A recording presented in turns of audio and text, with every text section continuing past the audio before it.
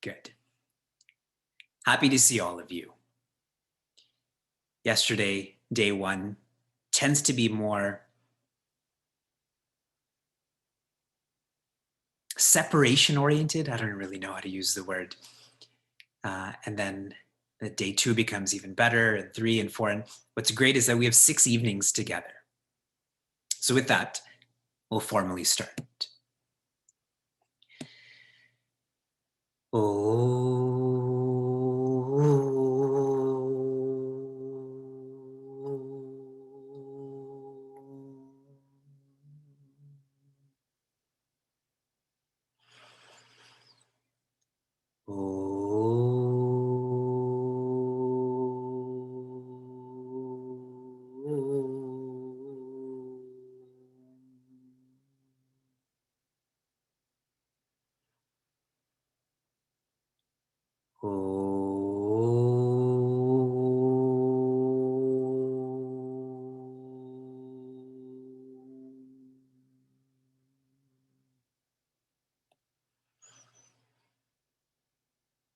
Om Vakratunda Mahakaya Suryakoti Samaprabha Nirvignam Kurume Deva Sarvakaryeshu Sarvada Saraswati Namastubhyam Varade Kamarupini Vidyarambham Karishyami Siddhir Bhavatu Me Sada Gurur Brahma Gurur Vishnu Gurur Devo Maheshwaraha Gurudeva Param Brahma Tasmai Shri Gurave Namaha. Hari Om, and greetings from Niagara Falls. By show of hands, how many of you have had a long day? Too long, we can't put our hand up. So we should start with laughing, yes? Okay, your first joke. What did the buffalo say to his son when he left for college?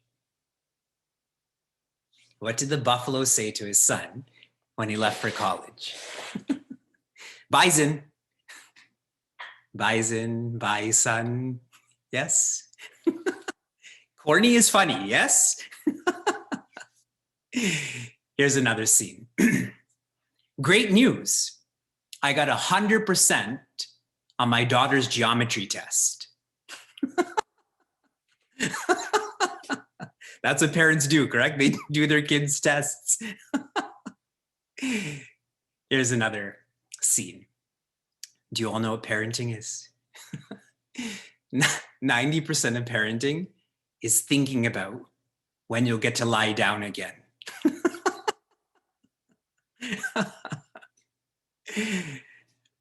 Parenting is not a blessing or a curse. Neither is marriage, nor any experience. Every experience, the texture of that experience, the feeling of that experience is based on you, based on your framing. Some years ago, I was speaking in Minneapolis at a stress seminar. To those who are stressed, okay? I wasn't at the seminar because I was stressed out. And another speaker with me was sharing how his 5-year-old daughter had made him a starfish out of clay. And after school, when she ran to her father and was going to give the starfish, she dropped it by accident and it broke in half. And he was waiting for her to be upset, to throw a tantrum. And what she did was she only picked up the upper half, the 2 arms this way and the arm this way, and said, "Here, Dad, I made you a sailboat." Awesome, no? Framing from a 5-year-old. And that's what we're doing in our workshop. Our workshop is on raising happy children, raising happy parents. And this is all facilitated, not externally, but internally. And that's why application is most important. discourses on parenting seem far away. Workshops on parenting are much closer. What is our framework? Back in the day, everyone, girls and boys, went to the Gurukula. They lived in an ashram with a guru's spouse. And at the beginning of the day, at the beginning of a class, they would chant a mantra together, the same mantra that we chanted. And what's lovely about this, at the Gurukula, the guru and the guru's spouse were like parents to every shishya, to every student. There's a term for this, I wrote it down. It's called allo-parenting, where parenting is not just about two individuals, but it's a whole community that helps to raise children. Let us chant our mantra together, the same one that's chanted in the Gurukula. Om Sahana Bhavatu, Sahanau Bhunaktu, Sahaviryam Karavavahai, Tejasvinavadhitamastu, Ma Vidvishavahai. Om, loud, quiet, quiet. Shanti, Shanti, Shanti. Now share with me in the chat. What is the first affirmation? May we be safe. May we be bison. May we be safe. Next, may we enjoy. Number 3, may we exert. Good. Number 4, may we shine. Number 5, may we understand. And number 6, may we be peaceful. This is the focus that we took up yesterday, and I'll briefly review this before we continue. Until around the age of 15, until a child goes to high school, their greatest role model, whether healthy or unhealthy, is their parent, is their parents. Your child, a child, is always watching you. Yes? Don't worry about the government watching you. More important than that is that your child is always watching you. Everything you say, everything you don't say, everything you do, everything you don't do, they will be the first to call you a hypocrite. Yes? In a very simple way, many kids tell me that their parents tell them, don't give in to peer pressure. I tell those kids, tell your parents the same.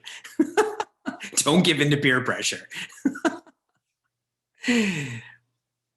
Knowing that you are your child's role model, be the type of parent that you want your child to be. This is most obvious, no? Most practical. And yesterday I even took it to an extreme about describing how systemic abuses, physical abuse, alcohol abuse, that there's a propensity, it carries generation over generation. If that happens with abuse, it will also happen with being peaceful. How we typically feel restless is when our body, mind, and intellect are depleted. When your car is depleted of gas, you fill it up. When your water filter is depleted of cleanliness, you change it. When the body is depleted, and even better, before your body gets depleted, what should you do? Run. Exercise for 30 minutes. How many of you did that today? Good.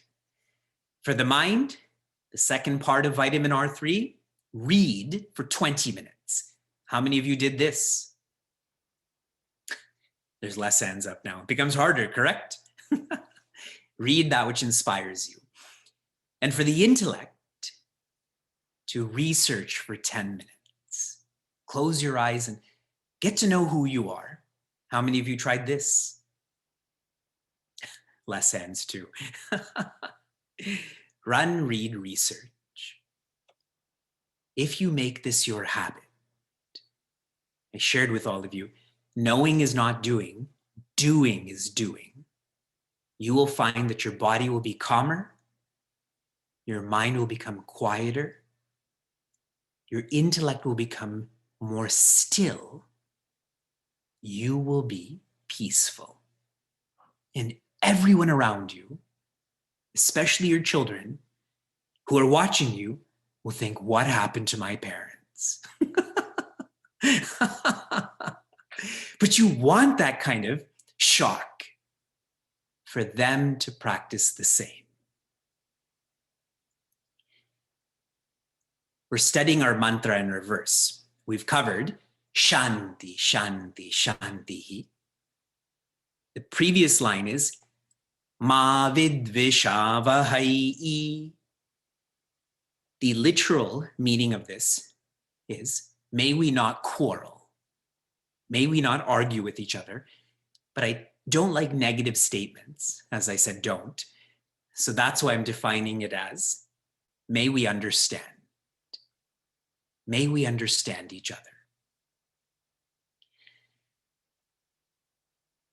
From the day that you are born, or you think of the day that your child was born, you, your child, cried. Yes? As soon as a child can breathe, then they cry. And the last day of your life, of anyone's life, possibly will be, we'll put myself in this circumstance. Suppose I'm in the hospital and I'm holding my wife Sheila's hand, is when I let go of her hand because this body's not alive anymore. From the day I'm born to the day I die, I am ever engaged in communication. Yes? I've described nonverbal communication to you, but all we're doing all the time is communicating. Just visualize the volume of communication that you have output and input. Just think today, how many words did you use today? Verbally, typing. It's almost like life and parenting are designed for yoga. Yoga means perpetual betterment. Living, being a parent gives you endless opportunities to become better. If today I communicated poorly, I have another chance tomorrow. If tomorrow I lose my temper with my children, I have another chance the day after. To me, that's an amazing insight that life and parenting are designed for us to engage in yoga. When you are peaceful, this is a catalyst for you to understand. Just think about when you're not peaceful and someone is speaking to you. Are you listening to understand? Or are you listening to debate? Or are you listening at all? Correct? If you're peaceful right now, everything I'm sharing makes sense. If you're hungry right now, everything that I'm sharing doesn't make sense because there's no peace there. So being peaceful is a catalyst for you to understand yourself. In larger corporations, in bigger organizations, before a president or CEO will join a meeting, what do they have? Pre-meetings, correct? They have pre-meetings so that all of the supervisors, all of the volunteers, that they understand themselves before they communicate with that more important person, that decision maker. Shared in a different way. I was in Washington, D.C. 2 years ago. every year I facilitate a large youth camp. In this camp, there was maybe 90 high school students. And on day one, all of their parents came too. So let's say a room of 250 people. And I tried this experiment. I told everyone, look at me only. So the high school students are sitting on the ground, their parents on chairs. And I asked the parents, are you teaching your kids to be good or smart? And unanimously, the parents had their hand up for, we're teaching our kids to be good. And then I asked the high school students, are your parents teaching you to be good or smart? And unanimously, they said smart. They had their hand up for smart. Do you see my point? Our parents understanding themselves. Our default is, my teenagers don't listen to me. My kids have selective hearing. But we have to understand ourselves before we can understand anyone, especially those close to us.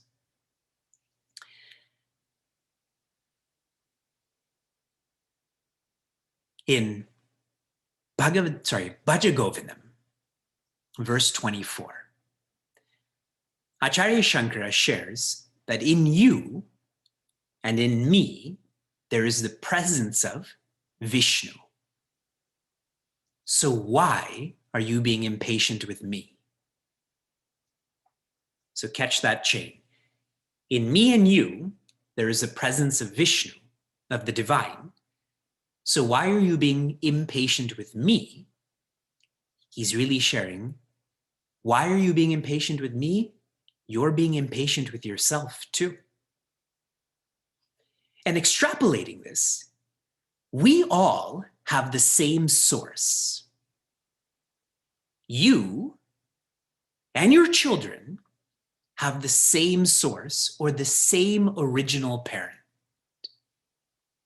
which means that we're all not just biologically related, we're divinely related. And that may be too abstract, so let me change it to the reason you're alive, the reason you do anything is for happiness. Do you think it's different for your kids? The reason they're alive, the reason they do anything is for happiness too. You go to sleep early to be happy, they go to sleep late to be happy. Yes, but everyone is doing this, sleeping, not sleeping, to be happy. With that understanding that we all want and need the same things, all of a sudden, we become more empathetic. We listen more actively. We speak more actively. A more secular reference for all of you. This week was the 50th anniversary of what? Let's see who's in tune with what's happening with the world. 50th anniversary of? The person who created this has described this as a curse. Email. Email started in 1971, I think March 12th. And the person who founded this, who started this, has described this as a curse because now, 50 years later, studies have shown that every 6 minutes, we are checking our email or some sort of messaging system. Does that apply to you? I actually found this study that 6 minutes is too long. I felt it was like 4 minutes or 3 minutes that we're checking our emails or checking our phones. And what has happened is that every time we're communicated with, email, a text message, there's a small amount of dopamine that's released in our system, our brain, our hormones, a small amount, so we feel good. And we want more. So more email, more social media, more messaging. But what happens then is we become distracted. We become passive parents. And whenever you're passive, you're standing with your children, but you're not understanding your children. I hope that makes sense. There's a significant difference between standing with and understanding, as in knowing the position, the feelings of that child, of anybody. So what are we supposed to do? I'm going to finish the discourse portion of this evening with pointers, tactile references. I was flying Southwest, probably to Chicago, some time ago. And their magazine is called Spirit. And I was reading an article about how parents feel that their teenagers keep on distancing themselves from their parents. How many of you have teenagers in your home? Okay, before I share this insight, I have to tell you another joke that's come to mind. So this is a comic. There's a parent who has a stack of books, and they're at the library, and she goes to the librarian and says, "I'm looking for a book on how to raise teenagers." And she says, "I've checked motivation, psychology, self-help, etc." And the librarian, the man says, "Check the horror section."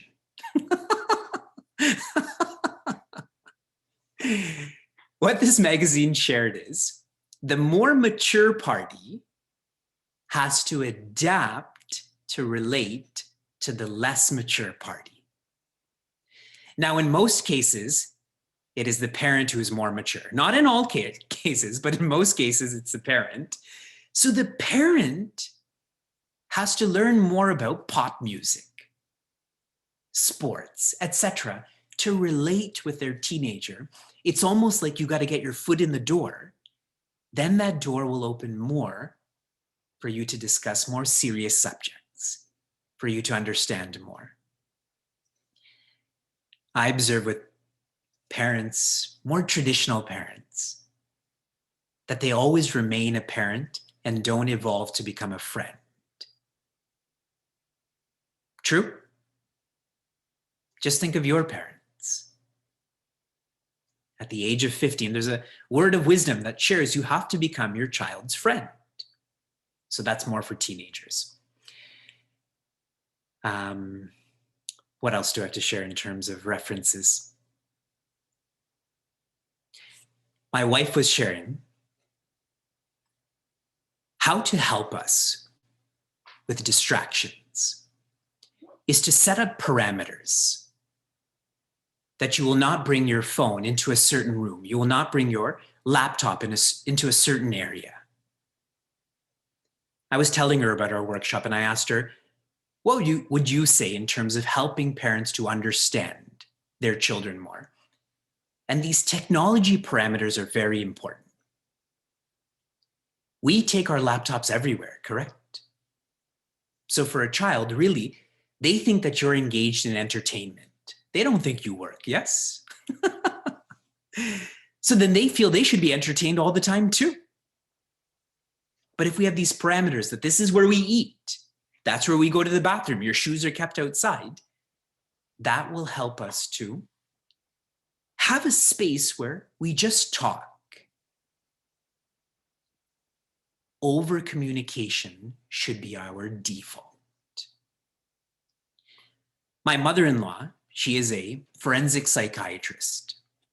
She works with people in the criminal system. And the first marriage workshop that I facilitated in 2014, she had given me this thick book called Marriage Therapy. And I knew her agenda. She didn't give that to me to teach. She gave that to me for me.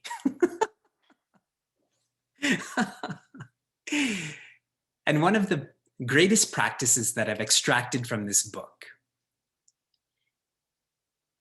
couples, they should sit down at a table and on one side of a sheet of paper, they should write down what makes them happy, what pleases them. Matters like, I like when you fill the dishwasher completely and not just leave it half full and then start washing dishes. Things like that. And on the other side, what makes you unhappy or displeases you?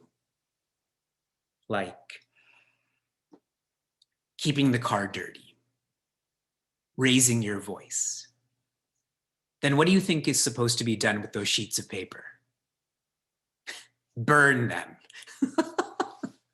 You're supposed to give it to your spouse. So many times we just expect people to understand us, correct? But if you over-communicate, there's a fine chance they will actually understand your expectations and you will understand theirs too. Over-communicate. We over-communicate professionally, but not personally. And it's almost like we're too tired to do it, which is why I shared be peaceful.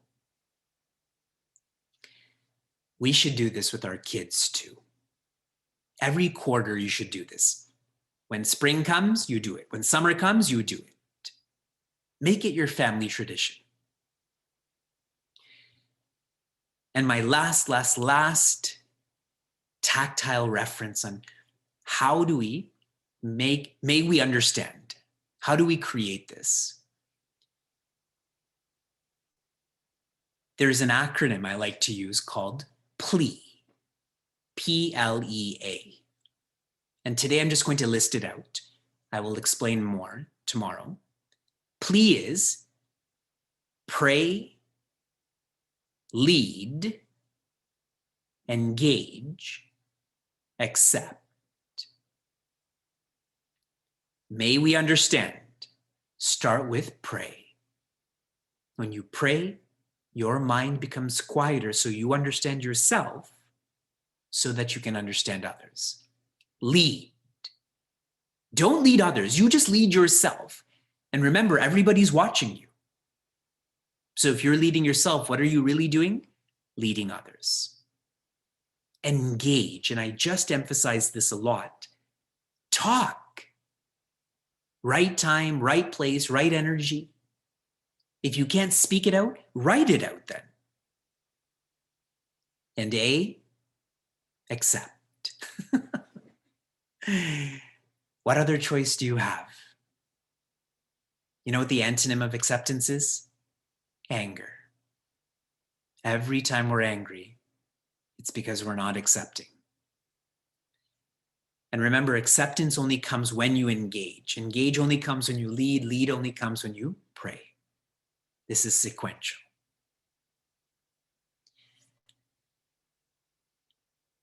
Yesterday was vitamin R3, correct? Today, PLEA. So don't tell me that these are hard to remember.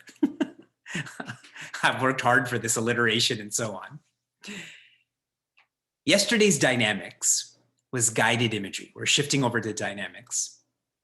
And really what we did was we invested in ourselves. In social settings, this is called self-care.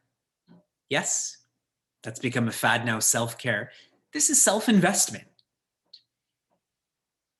Through our guided imagery, just in a few minutes, we were able to become more energetic, that's at the body level, enthusiastic, that's at the mind level, and empathetic, that's at the intellect level.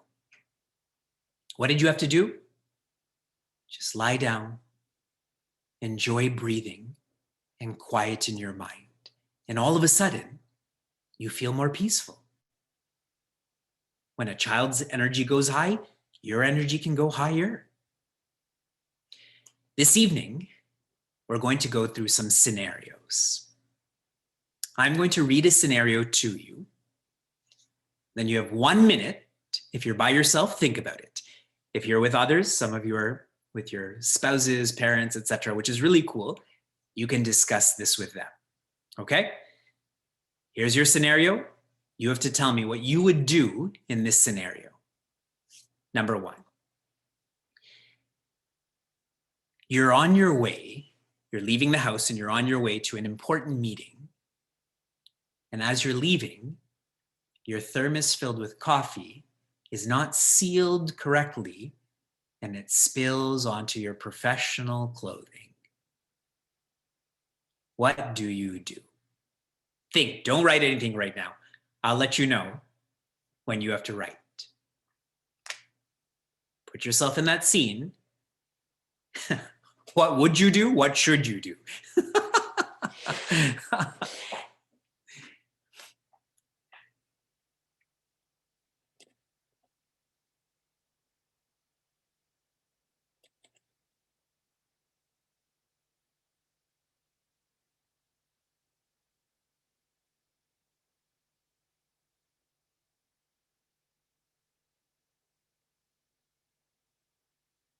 Okay, share. What would you do?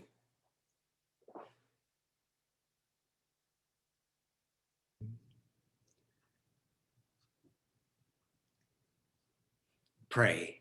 Pray the meeting is postponed. Share in the chat what you would do. Anisha has shared. It all depends, obviously. If it doesn't show, just go with it. Yes? Anyone else? Change your dress if you can, but it's an important meeting. That means there's a time factor. Or cover it. Get changed, try to do it virtually. You would get frustrated, probably. Okay. Wouldn't it be simpler to just explain what happened? Everyone goes through this, correct? Why is it that we're always trying to hide it? That's the difference between a reaction and a response. When I see a child throwing a tantrum in a mall or outside, I don't judge that parent. I have total empathy for that parent because we've all gone through it. Here's your second scenario. You're on your way to the airport. You're driving to Midway or to O'Hare, and someone rear ends you. What do? You're on your way to the airport. You've done everything right. You've printed your boarding pass, you're on time, and someone rear ends you. What do you do?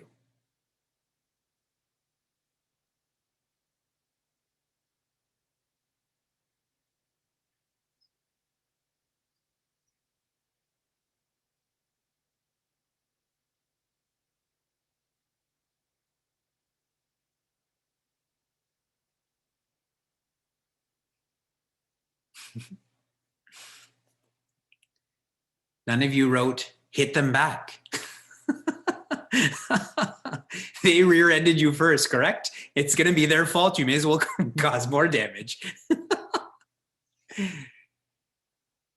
Make sure everyone is okay. Initially, we would get angry. Decide how important the trip is. Okay. Here's number 3. And this is just a warm-up. You think this workshop is about that? Here's number 3. You just got a new phone. You have this super tab, and now you're entitled to this new phone. The newest is a 12S, correct? Let's say it is. And you're using it, and your child who's really excited knocks it out of your hand, and the screen shatters. Your $1,200 phone, the screen shatters. What will you actually do? I'll sit down and contemplate. May we be peaceful. Tell me what you would actually do. Just call the police.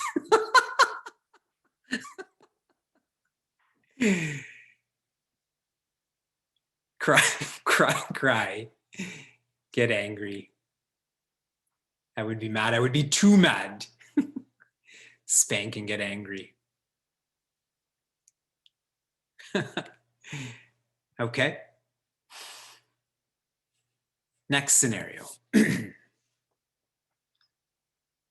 You notice that some money, let's say $20, is missing from your purse or wallet. And you trace it back to your child has taken that from you. And you ask them why. And they say they took that money to buy a gift for a friend. what would you do? How would that conversation continue? They took your money to buy a gift for a friend.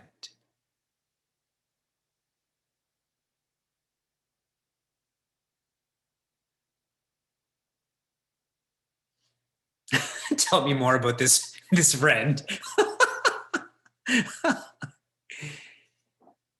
It's nice to be generous. So then they're going to say, good, next time I'll take $100 then, correct? But you can't steal. The intention is right, but the action is wrong. I will make them contemplate to see if this is right or wrong. Okay? Here's your next scene.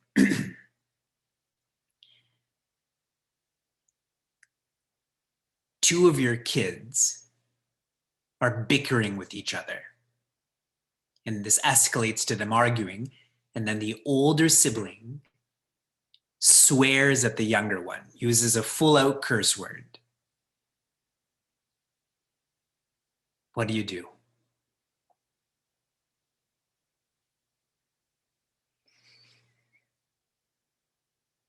Call the police is the answer for all of these. Let them deal with it. Separate the kids. A timeout. Punish, but what does that mean though? In my dreams, my kids never fight. Send the older kid away. Talk to the older kid about it. Okay? Here's your last scenario. Your spouse is not into self-development. You are. The fact that you're in this workshop obviously shows that you are.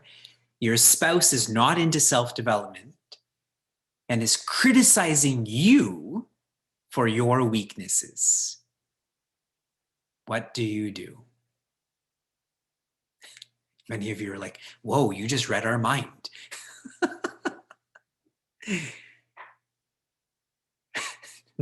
Divorce. Call the police. Hashtag, it never happened. It is tough. Reflect, use the feedback for important self-development, to ignore, forgive the spouse, go to therapy.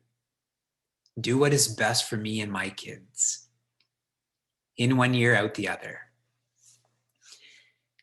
And we'll pause here. There is no absolute response to any of these scenarios. Agreed? But do you also agree that if you're peaceful, your response will be closer to the absolute?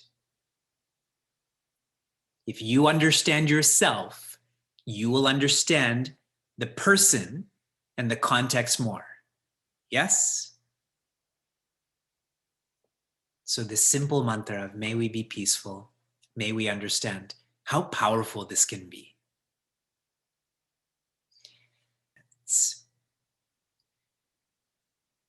Om Sarve Bhavantu Sukinaha, Sarve Santu Niramayaha, Sarve Bhadrani Pashyantu, Ma Kaschid Dukkha Bhag Bhavet. Om Shanti Shanti Shantihi. Harihi Om Shri Gurubhyo Namaha. Harihi Om. Be safe, be sound, be serene, be happiness.